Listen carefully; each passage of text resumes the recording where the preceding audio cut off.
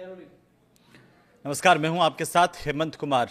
Iran, Israel, America के युद्ध को लेकर के तमाम बड़ी खबरें आ रही है और इस वक्त जो सबसे बड़ी खबर है वो इस बात को लेकर के है कि ईरान के भयानक हमलों की वजह से अब अमेरिका के कई हजार सैनिक जो है वो संकट में आ गए हैं। करीब 11,000 की संख्या बताई जा रही है, लेकिन ये जो संख्या है, जो अलग अलग देशों में अमेरिका के सैनिक तैनात हैं, उनकी संख्या है 1 लाख से ज़्यादा।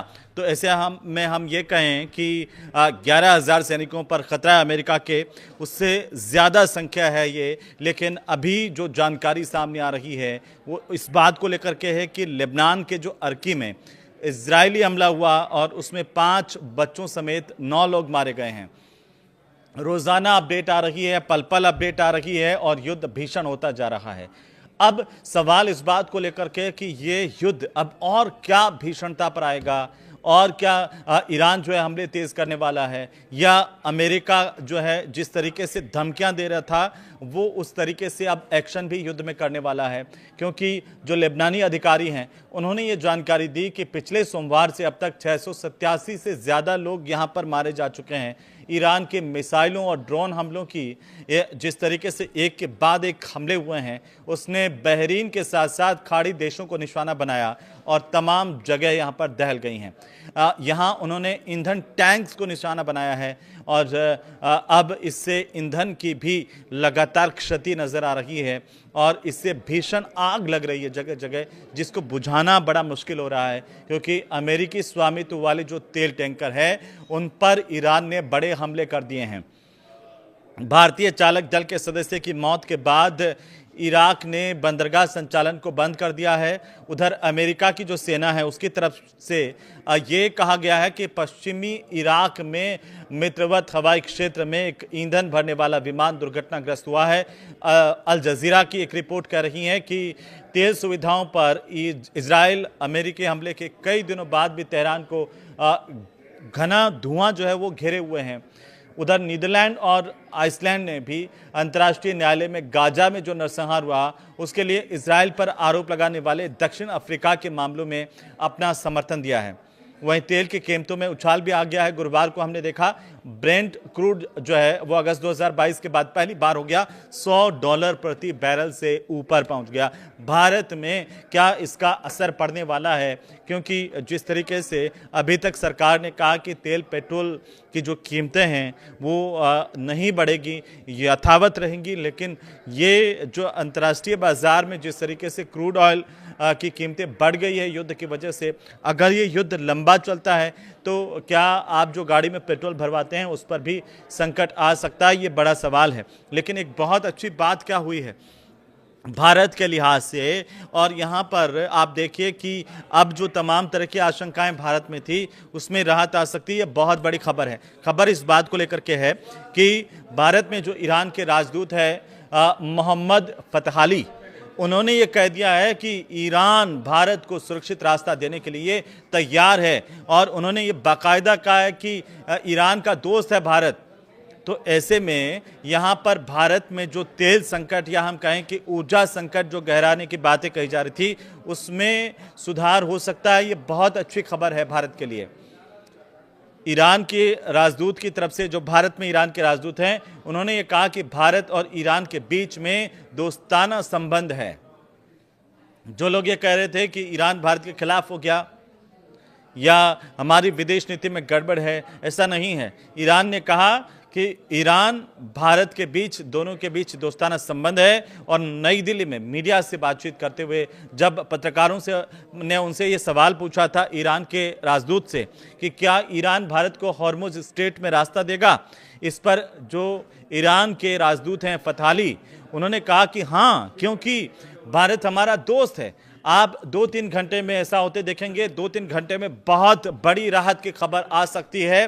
और ईरान के मुताबिक भारत और ईरान के बीच में लंबे समय से जो सहयोग और विश्वास का रिश्ता रहा है। और अब आते हैं खाड़ी से जो क्या अपडेट आ रही है। खाड़ी से अपडेट ये आ रही है कि ओमान के जो सोहर प्रांत में ड्रोन गिरा है, उससे 2 भारतीय कामगारों की, मजदूरों की मौत होने की जानकारी अभी आ रही है। मीडिया रिपोर्ट्स ये कह रही हैं कि सुरक्षा बलों ने एक ड्रोन को मार गिराया था, इसके बाद उसका मलबा गिरा जिससे यह हादसा हुआ है। लेकिन कई मीडिया रिपोर्ट्स में यह दावा किया जा रहा है कि ईरान के जो नए सुप्रीम लीडर है मुस्तबा खामेनेई, वो गंभीर रूप से घायल हैं। ये भी कहा जा रहा है कि वो कोमा में हैं। इतना ही नहीं, आपको बता दें कि मीडिया रिपोर्ट्स तो ये भी कह रही हैं, जैसे ब्रिटिश मीडिया की एक रिपोर्ट आई है, द सन की रिपोर्ट है, उसके मुताबिक कहें कि 28 फरवरी को अमेरिका इजराइल के हमले में घायल होने के बाद उन्हें तेहरान के सिना यूनिवर्सिटी अस्पताल में भर्ती किया गया है और उनकी हालत बेहद गंभीर बताई जा रही है। जो नए सुप्रीम लीडर है ईरान के, रिपोर्ट से कह रही है कि हमले में चोट इतनी गहरी थी कि उनका नए सुप्रीम लीडर का मुस्तबा का एक पैर काटना पड़ा है, उनके लीवर को गंभीर नुकसान पहुंचा है और अस्पताल के एक हिस्से को पूरी तरह से अभी सील किया गया है। यहाँ पर भारी सुरक्षा फोर्स को तैनात किया गया है। मुस्तबा खामेनेई को उनके पिता और ईरान के पूर्व जो supreme leader Ayatollah Ali Khamenei की मौत हुई थी, उसके बाद 9 मार्च को देश का नया सुप्रीम लीडर बनाया गया था। इसके बाद उन्होंने बाकायदा संदेश दिया, अभी पहला संदेश एक दिन पहले ही, उसे लेकर हालांकि कई तरह की चर्चाएं सामने आ रही है, लेकिन उन्होंने जो संदेश दिया उसमें उन्होंने कहा कि एक एक मौत का बदला लेंगे। उन्होंने बाकायदा अमेरिका के सामने ये शर्तें भी रखी कि अमेरिका जो है वो यहाँ से अपनी फोर्स हटाए, तमाम खाड़ी देशों से पीछे हटे और जो पूर्व की स्थिति, और उसके बाद ये आश्वासन दे कि दोबारा हमला नहीं होगा। तब जाकर के वो सोचेंगे कि युद्ध को खत्म करना है या नहीं करना है। अब इसके मायने क्या हैं? इसके मायने तो यही निकल रहे हैं कि ईरान कमज़ोर स्थिति में कहीं से भी नहीं आया अभी तक। ईरान जो अमेरिका की धमकियां हैं उनके सामने डट करके खड़ा है। ये भी कह रहा है कि हम झुकने वाले नहीं हैं। ईरान कह रहा है कि जो गलती अमेरिका ने की उस गलती की माफ़ी अमेरिका मांगे। तो सवाल ये पैदा हो गया कि क्या अमेरिका ने कोई गलती कर दी, ये जंग छेड़ करके, ये युद्ध छेड़ करके, जिसका एहसास उसे नहीं था। वो सोच रहा था कि ईरान तो ढेर हो जाएगा, लेकिन 14 दिन बाद भी अगर ईरान छाती ठोक करके खड़ा हुआ है और वो ये कह रहा है कि अभी हम डिसाइड करेंगे युद्ध कब खत्म करना है, लेकिन उससे पहले हमारी शर्तें हैं जो अमेरिका को माननी पड़ेगी। क्या दुनिया में नए समीकरण बन रहे हैं? क्योंकि अली खामेनेई की 28 फरवरी को मौत हुई थी और इसके बाद क्या क्या हुआ वो सब आप जानते हैं। लेकिन अभी जो जानकारियां आ रही है इंटरनेशनल मीडिया में, वो ये आ रही है कि यूएई पर ईरान ने एक बड़ा मिसाइल ड्रोन हमला किया है और संयुक्त अरब अमीरात यानी यूएई जो है, इस पर ईरान की तरफ से मिसाइल और ड्रोन से जो हमला किया गया, वहां पर भारी तबाही मची है। यूएई के जो रक्षा मंत्रालय की तरफ से बाकायदा बताया गया कि देश के एयर डिफेंस सिस्टम मिसाइलों और ड्रोन को इंटरसेप्ट करने के लिए एक्टिव हो गए हैं। लेकिन खबरें ये आ रही है कि ये ईरान का जो मिसाइल सिस्टम है वो बाकी के लिए भारी पड़ रहा है। आप देखिए कि इजराइल का जो इंटरसेप्टिव सिस्टम था और इजराइल का जो सबसे मजबूत कवच माना जाता था, वो भी यहाँ पर ईरान के ड्रोन के आगे फेल होता हुआ नजर आ रहा है। ईरान ने कहा जा रहा है कि उसको भी ध्वस्त कर दिया है। तो अमेरिका के लिए ये बड़ी चिंताएं हैं।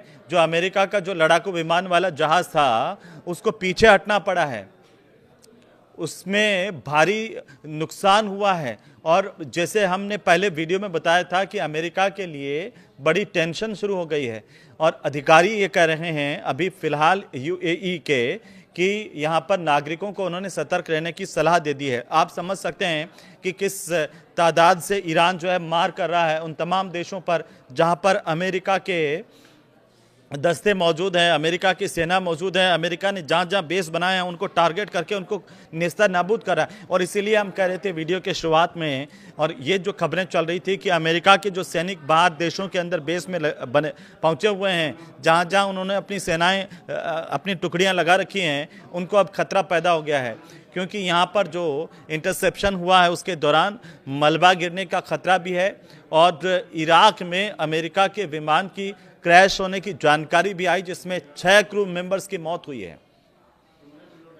तो आपके मन में सवाल है कि युद्ध कब तक चलेगा? इसका जवाब एक ही है कि जब तक ईरान चाहेगा। ईरान कह रहा है कि हमारे पास तो 6 महीने तक लड़ने की क्षमता है, अभी बहुत बड़ा जखीरा हमारे पास में है, हम ऐसे घुटने टेकने वाले नहीं हैं। क्योंकि पश्चिमी इराक में हम देखें तो जहां पर ये क्रैश हुआ वहां पर अमेरिकी एयरफोर्स का ये KC-135 है रिफ्यूलिंग विमान, इसके अंदर 6 क्रू मेंबर सवार थे और इन 6 क्रू मेंबर्स की मौत हुई है इसमें जो लोग थे। अमेरिका की जो सेंट्रल कमांड है सेंटकॉम, उसने शुक्रवार को इस बात की बाकायदा पुष्टि की है। अब सेंटकॉम ने सोशल मीडिया पर बाकायदा एक्स पर पोस्ट किया और ये बताया कि पश्चिमी इराक में दुर्घटनाग्रस्त हुए विमान में सवार सभी 6 क्रू मेंबर्स अब मृत घोषित किए जा चुके हैं। लेकिन इससे पहले की अगर हम बात करें, जहां पर लगातार अमेरिका ये कह रहा था कि वो एक के बाद एक हमले तेज कर रहा है, 11 तारीख के बाद में जिस तरीके से ईरान ने इस युद्ध में ताबड़तोड़ हमले किए हैं उन देशों पर जो लगातार ईरान के लिए टेंशन बने हुए थे या अमेरिका के साथ में थे, उन देशों पर, वहाँ पर जो अमेरिकी बेस थे वहाँ पर जितने हमले किए गए हैं वो अमेरिका की टेंशन को और बढ़ा रहे हैं कि आखिर ये हो क्या रहा है। अब आप देखिए कि ईरान के मिनाब इलाके में आपको याद होगा कि गर्ल्स स्कूल पर हमला हुआ था, उसमें आप आज बड़ी इंटरनेशनली डेवलपमेंट हुई है। डेवलपमेंट क्या हुई है कि ये जो स्कूल पर हमला किया गया था, मिसाइल अटैक हुआ था, वो पूरी दुनिया का ध्यान इसने खींचा था। पूरी दुनिया में सवाल पैदा हुआ कि भाई युद्ध का नियम है कि आप अस्पताल पर मिसाइल नहीं मार सकते, बम नहीं मार सकते, स्कूल पर नहीं कर सकते, लेकिन क्या आपने मानवता को छोड़ दिया? बच्चों पर भी आपने जो बम मारा। लेकिन सबसे बड़ी बात इसमें आज चीन जो है वो उभर करके सामने आया है। तो मैं कह रहा कि इस हमले के बाद में ट्रंप पर सवाल उठने लगे और इसका जवाब देने से हालांकि ट्रंप बचते रहे, लेकिन इस बीच ईरान के इस जख्म पर चीन ने मरहम लगा दिया। तो हम ये मान के चलें कि क्या चीन की एंट्री अब इस युद्ध में इस आधार पर, मानवीय पहल के आधार पर हुई है, जो कहीं न कहीं इंटरनेशनल जो समीकरण है उनको बना सकती है, बिगाड़ सकती है, उसमें परिवर्तन कर सकती है। क्योंकि दुनिया को चीन ने एक मैसेज ये दिया है और ऐलान भी चीन ने कर दिया कि वो पीड़ित जो माता पिता है उनके खातों में आर्थिक मदद भेजेगा।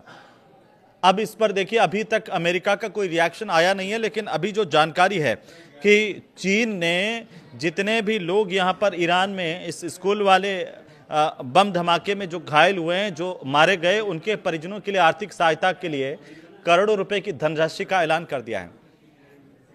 चीन की तरफ से ये बताया गया कि ईरान को वो आर्थिक सहायता देगा और ईरान में ये जो त्रासदी हुई उस पर सिर्फ हम संवेदनाएं जाहिर नहीं कर रहे हैं, बल्कि कई हजार करोड़ डॉलर जो है वो 2 लाख डॉलर जो है, करीब 1 करोड़ 84 लाख रुपए की आर्थिक सहायता देने का ऐलान चीन की तरफ से किया गया है। बीजिंग की तरफ से इस हमले को मानवीय संवेदनाओं की मर्यादा का गंभीर उल्लंघन बताया है। अब एक देश और आकर के खड़ा हो गया और वो कह रहा है कि अमेरिका ने ये गलत किया, हम इसके ऊपर आर्थिक सहायता ईरान को दे रहे हैं। इसके मायने क्या हैं, ये अलग अलग विशेषज्ञों की तरफ से अगर आप इस जो कमेंट आ रहे हैं, जो जानकारी आ रही है उसके तरह से समझेंगे तो अब इस पूरे के पूरे मामले में चीन की एंट्री यहाँ पर होते हुए नजर आ रही है। इस पर ईरान ने क्या कहा है? ईरान ने कहा कि अमेरिका और इजराइल ने स्कूल को टारगेट कर अटैक किया। ट्रंप पर सवाल उठे तो उन्होंने कहा कि ईरान से ही कोई मिसाइल गलती से गिरी होगी। इसके अलावा एक चौंकाने वाली जांच रिपोर्ट में यह दावा किया जा रहा है कि यह हमला किसी दुश्मनी में नहीं बल्कि अमेरिका की एक भयानक तकनीकी गलती का नतीजा था। हालांकि अभी और जांच होगी या अमेरिका इसको कितना एक्सेप्ट करता है, कब करेगा कि ये कोई गलती नहीं थी, जानबूझकर किया गया था, या वाकई गलती हो गई थी, या फिर ईरान की ही कोई मिसाइल जो है वो गलती से वहाँ पर गिर गई। ये देखिए अलग अलग चर्चाएं हैं। सबसे मजबूत जो दावा है वो यही है कि अमेरिका ने यहाँ पर मिसाइल मारी और इस स्कूल में भयंकर तबाही हुई, कितनी ही बच्चियाँ मारी गई, जिससे लेकर के पूरी दुनिया में से अब अलग अलग देशों की संवेदनाएं मिल रही हैं। लेकिन ईरान के पक्ष में जिस तरीके से आर्थिक मदद का ऐलान पहली बार किसी देश ने इस युद्ध के दौरान किया है तो वो चीन है। अब चीन के इस ऐलान से, आर्थिक मदद ईरान को देने से क्या अमेरिका की तरफ से रिएक्शन आता है वो अभी देखने वाली बात होगी। लेकिन क्या अमेरिका का रिएक्शन इस युद्ध के अंदर कोई नया मोड़ ला देगा? लेकिन भारत के लिए बहुत अच्छी बात यह है कि लगातार ये कहा जा रहा था कि भारत के जहाज हॉर्मुज स्ट्रेट से गुजर नहीं पा रहे हैं, ईरान ने उन पर प्रतिबंध लगा दिया है। तो ईरान ने साफ कर दिया कि वो रास्ता देगा भारत को हॉर्मुज स्ट्रेट से गुजरने के लिए, क्योंकि भारत और ईरान के दोस्ताना संबंध है, आज से नहीं बहुत पहले से हैं। ये ईरान की तरफ से कहा गया, ये अच्छी खबर है भारतीयों के लिए। उम्मीद कीजिए कि इससे जो गैस का और चाहे वो तेल का संकट हो, ये ऊर्जा के क्षेत्र में भारत में इसको लेकर आशंकाएं थी, उन पर अब लगाम लग पाएगी, लोगों को इससे बड़ी राहत मिलेगी। लेकिन युद्ध कितना लंबा चलेगा अभी इसे लेकर के कुछ नहीं कहा जा सकता। इसके नतीजे क्या होगा, कौन जीतेगा युद्ध, कौन अभी भारी पड़ रहा है। हमले तो दोनों ही तरफ से किए जा रहे हैं, लेकिन टेंशन जो है अमेरिका की ज़्यादा नज़र आ रही है। हालांकि ईरान के पास तो आप जानते हैं कि खोने के लिए क्या था आखिरकार। उनके ईरान के जो सुप्रीम लीडर है वो इस युद्ध में मारे गए। उसके बाद ईरान बड़ा आक्रामक है। इस आक्रामकता के नतीजे दुनिया पर क्या पड़ेंगे, इसे लेकर के आप क्या सोच रहे हैं, हमें ज़रूर कमेंट करके बताइए। वीडियो आपको अच्छा लगे तो इसे शेयर भी कीजिए। नमस्कार।